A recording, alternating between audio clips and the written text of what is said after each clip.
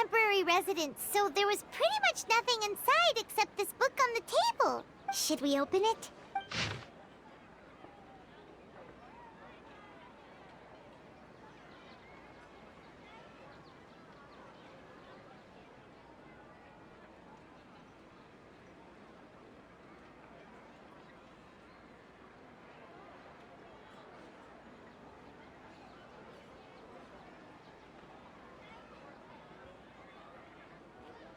Wow.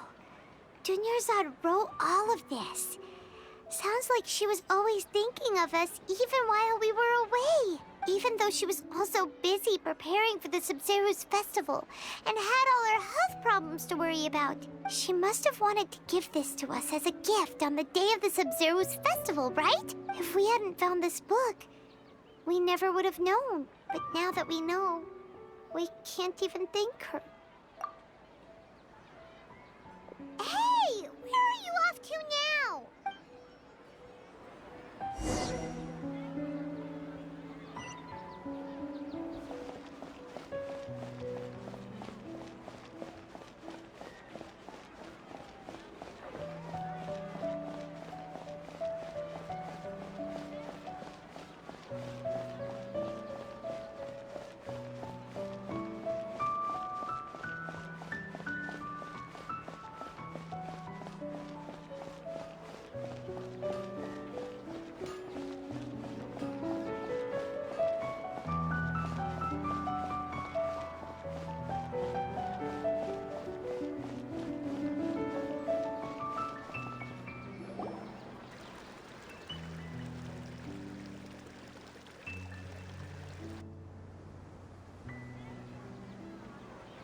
It's Dunyarzad's puppet.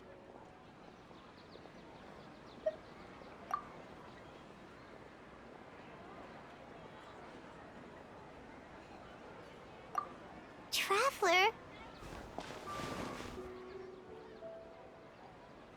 You must be exhausted. Come to think of it, we've been stuck in this place for a really, really long time. Heck, even the last time we were chatting happily with Dunyarzad feels like an eternity ago.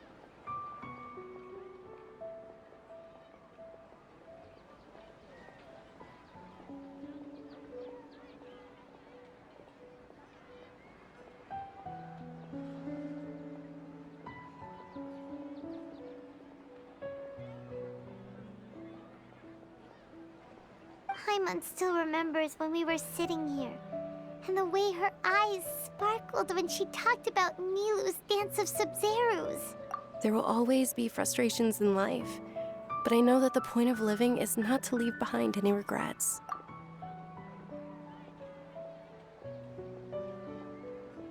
That was what the real Dunyarzad said, wasn't it? Does that mean... Yes, Traveler. What is it? Oh, so she's still just a puppet. But just now, how come... What? Where are we going this time?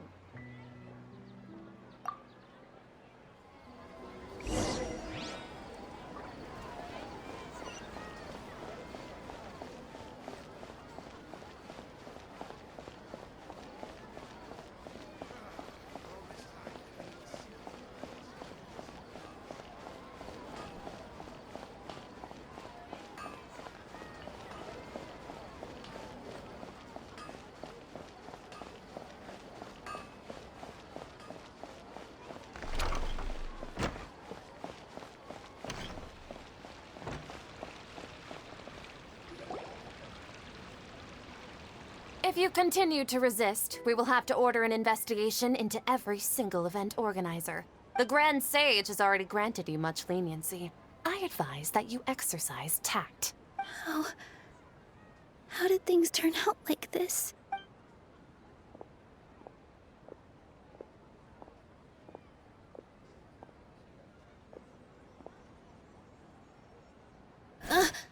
Traveler? You don't have to get involved. He's a sage from the academia. I don't want to drag you into this. Traveler? Traveler? What the heck are you doing? If you get arrested by the Academia, that's another day gone to waste!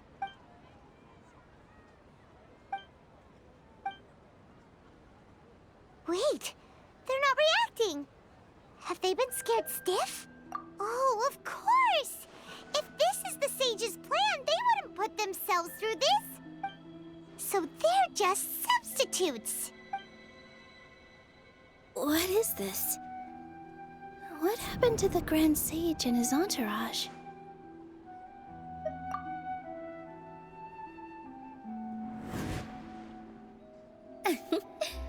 Like I said, they symbolize the goddess of flowers. Yes. The Greater Lord brought forth new...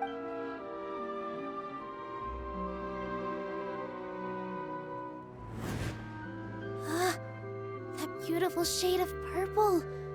Aren't these flowers real Padisaras? Just like the ones from the legend? I didn't even notice. Dunyarzad, did you find these? But didn't you just say all the real flowers went extinct after the goddess of flowers passed away? So, how? Yeah. What's going on here? Huh? You guys are acting weird. But okay, I'll try.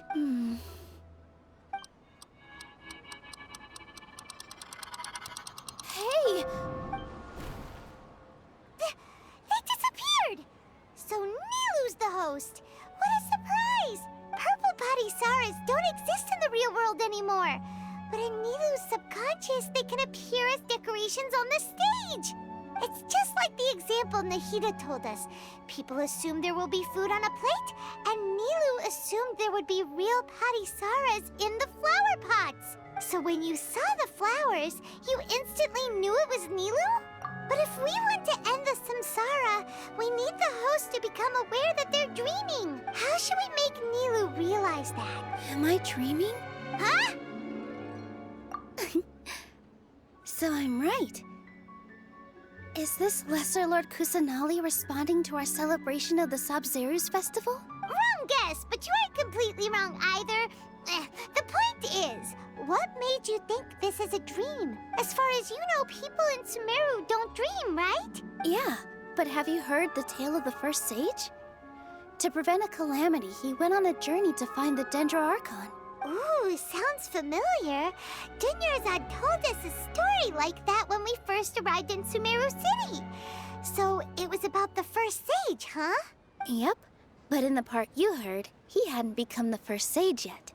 There's more to the story. His piety and wisdom were acknowledged by the Dendro Archon, and she finally gave her blessing to him. All kinds of spectacular scenes appeared in front of the first sage, as if all the knowledge in the world was being painted onto a canvas right before him. He was captivated. After who knows how long, he mastered all the knowledge he could comprehend. Afterward, he said to the Dendro Archon, "I miss my parents, my wife, and my children. I've been away from home for far too long. They must be worried." The Dendro Archon smiled. The next second, the sage found himself lying in his bed, as if he had just woken up from a dream. His wife, lying next to him, said, "You're off to search for the Dendro Archon today, aren't you? Have a safe journey, my love."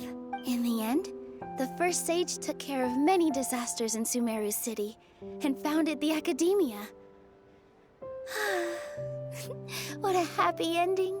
So, the first sage was dreaming ever since the beginning of the story? He never went on his journey?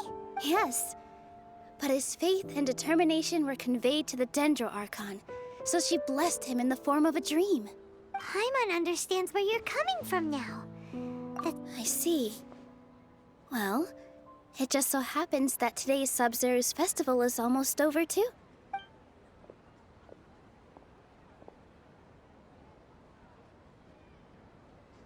Since we're in a dream, let's make this final dance of Sabzeruz as beautiful as we can.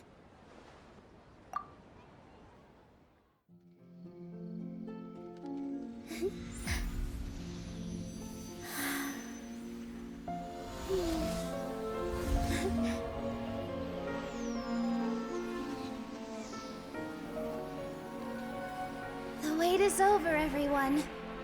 I dedicate this to our god, the dance of Sabzeruz.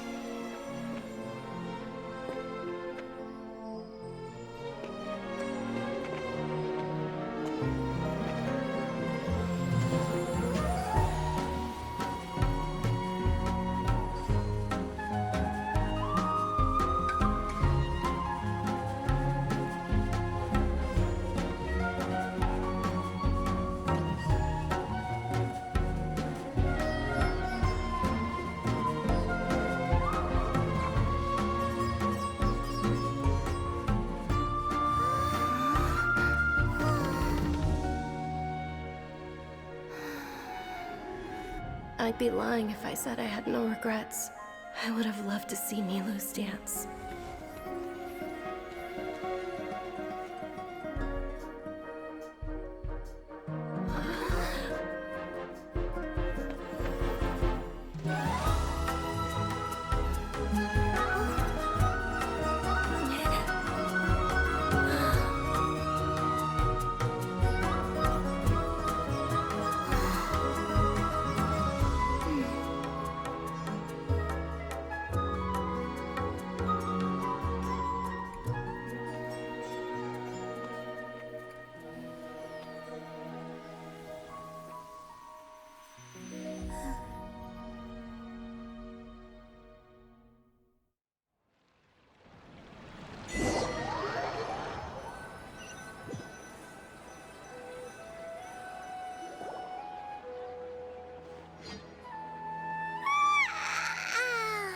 Oh, good morning, traveler. Oh, Paimon feels like she's been asleep for the longest time. Paimon's head feels super heavy. Did we oversleep?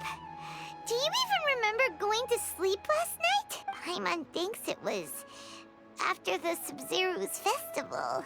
The Sub-Zero's festival! Have we finally escaped from the Sub-Zero samsara? Quick! Take off your Akasha terminal!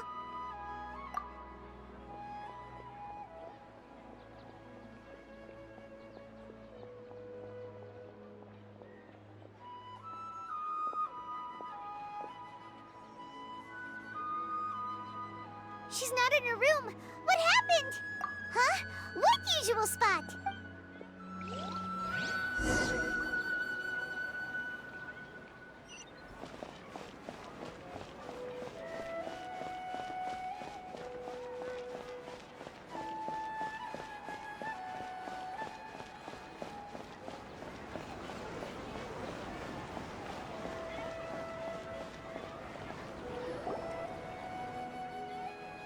Well done, Traveler and Paimon.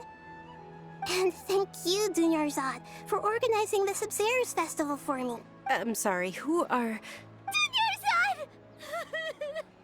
Oh, a Traveler Paimon. I have something amazing to tell you. I just had a dream. And I saw Nilou performing the dance of Sub-Zero's.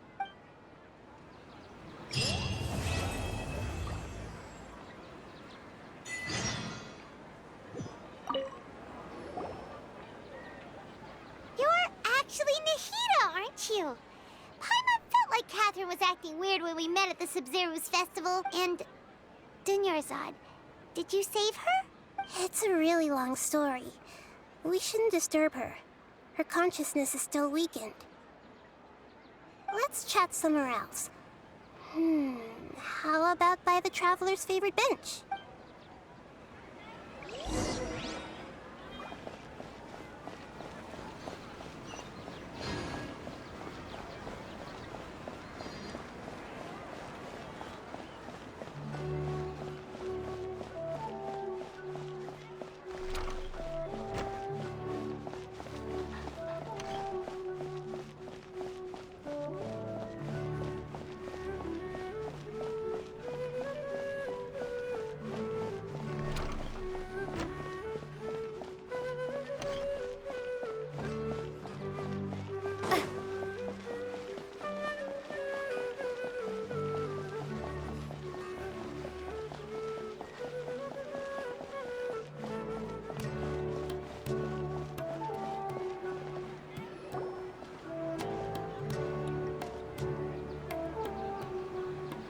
Let's talk about Dunyarzad first. It's such a relief that she's all right. After we parted on the last day of the Sub-Zero's festival, I left the city and saw what the Traveler had described. Among the countless dreams, I found one that was growing fainter and fainter. This proved my suspicion. Once Dunyarzad could no longer bear the Akasha harvesting her dreams, her consciousness began to dissipate. But this also meant it escaped the Akasha's control. Such a small fragment of consciousness can't last for very long, though. It will return to its original dream, where both will gradually fade until they completely disappear. I used all the power I had to keep her dying dream alive as long as possible. But it still wouldn't have lasted for much longer if it hadn't been for you two breaking the samsara. So it looks like we did manage to save Dunyarzad in the end. Not a moment too soon. Huh? Why are you two smiling so happily? I thought you'd be so moved that you'd start crying. I need to spend more time observing human emotions. Both are fine. Everyone reacts differently. All right. You two must have a lot of other questions for me, right? After all, you saved my faithful believer. As your reward, I will answer any and all questions. At the Avidia forest, there was this incense that made the traveler fall unconscious and dream of a huge tree and a red sky. You also heard someone's voice, right? It said world and forget me. Yeah, so you do know!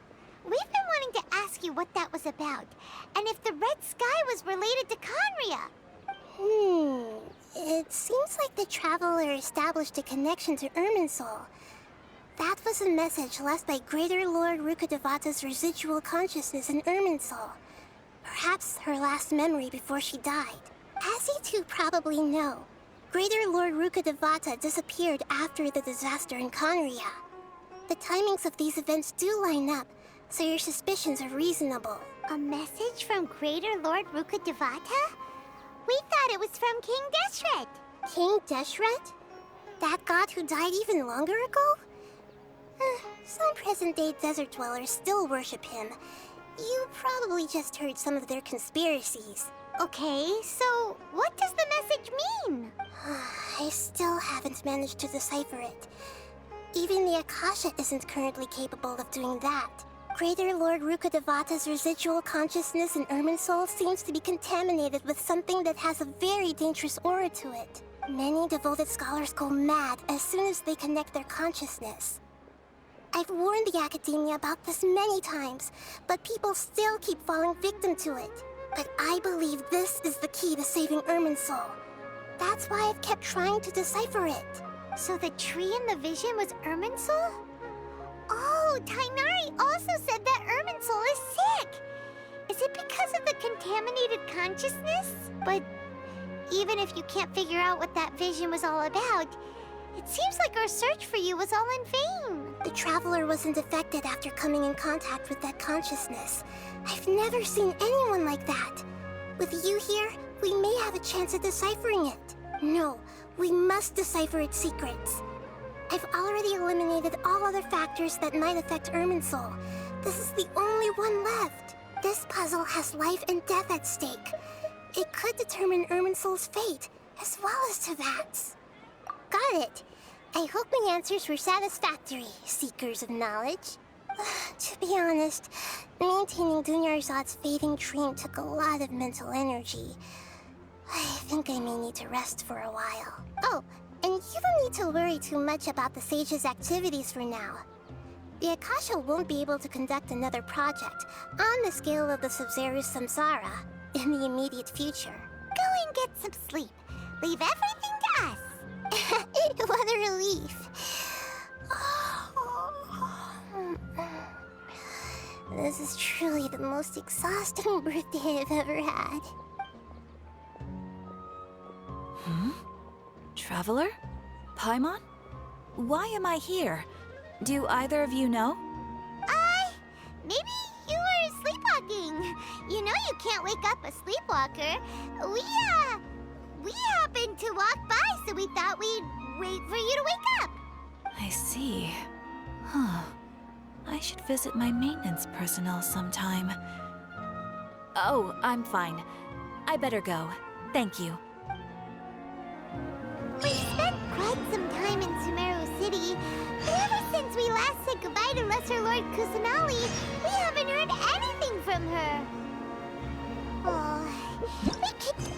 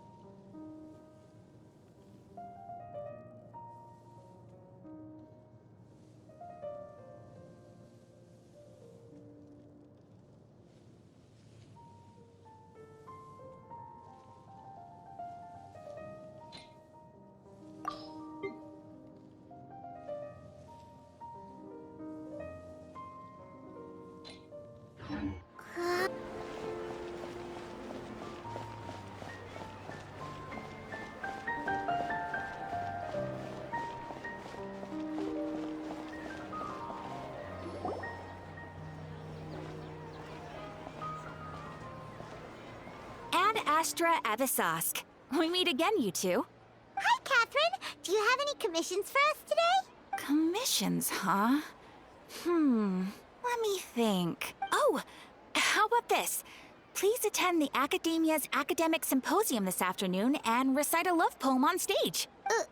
Wait, say what now? And if possible, please also use your camera to capture the reaction of the audience upon finishing the poem. Huh? What kind of commission is that? I see. It appears that you're not interested in this commission.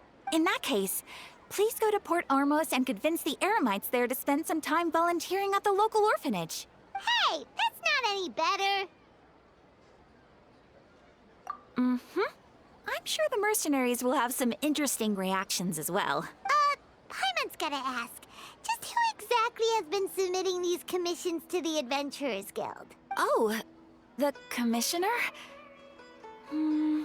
Well, actually, I just wanted to see the two of you in action. Was it so obvious? I was hoping you would actually take one of those commissions. That kind of chance to observe humans doesn't come by often. Ah, so it's Nahida. Paimon just knew Catherine wouldn't crack those kinds of jokes. When did you get into her head? From when she said, Ad Astra Abyssosque. So it's been you this whole time? Are you done resting up, Nahida? Yes. I've been sleeping ever since we parted ways, and I even had a really, really long dream. It was another dream about the Sub-Zero's festival, except it was a happy one. In my dream, I was sitting in the middle of a flower terrace, and everyone in Sumeru City was holding hands as they danced in circles around me. They danced round and round, and everyone looked really happy. I also got to sit on a gigantic flower carriage. Ferris, the Knight of Flowers, raised me really, really high above the ground, and I was throwing an endless amount of Yalda candies at the children. You know, Nahida, maybe your dream is how the Sub-Zero's festival really should be. It's meant to be a joyous time where everyone gets together to celebrate your birthday. Huh? Wasn't I describing a really happy dream? Why are you both looking at me like that? Wait, could this be an example of the emotion known as pity? No, we aren't pitying you. That would only make everything worse. We just don't want you to feel too sad. By the way, have you had a chance to visit Dunyarzad? How's she doing? The Homianis haven't allowed any visitors after the festival, so we haven't been able to check on her. Yes, I paid her a visit right after I woke up. She was resting at the time. Her condition is stabilized. However, since Elazar is a manifestation of the withering on the human body, we can only cure it by finding a way to take care of Irminsol's own withering. But for the moment, our top focus should still be figuring out what the sages are up to and what they're planning. Right. Who knows what'll happen if they manage to pull off another scheme like the Samsara of the Sub-Zero's festival. So our first priority should be investigating and putting a stop to the sages' activities. As for how we should pull that off, let's discuss it somewhere else. There are too many adventurers around here. Oh, good point. Sorry, adventurers. We're gonna be borrowing Catherine for a little while.